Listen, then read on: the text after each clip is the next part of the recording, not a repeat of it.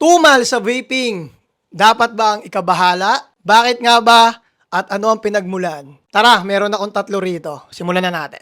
Unahin na natin, pagbagsak ng presyo. Automatic yan. So dahil nagbagsak tayo dati ng presyo, akala natin lahat yon customer na talaga natin. Pero ngayon nagkaroon ng tax. So alam naman natin, hindi na nila abot, hindi na nila afford, hindi na rin tayo makapagbagsak ng ganong kababa kagaya dati. 250, 150.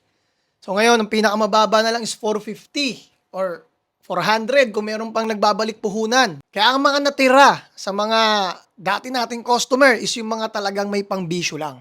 Kahit may pangbisyo yan, nawalan pa rin ng halaga or special sa kanila yung vape mismo. Dahil sa hanggang ngayon, may mga nagbabagsak pa rin. In short, nabawasan. Sabihin natin 50% ang nabawas dun sa mga dating kayang makabili lang or nakiuso lang kesa dun talaga sa gusto mag-switch, gusto mawala na yung bisyo, or may pambisyo lang. So, ganun kalaki ang nawala.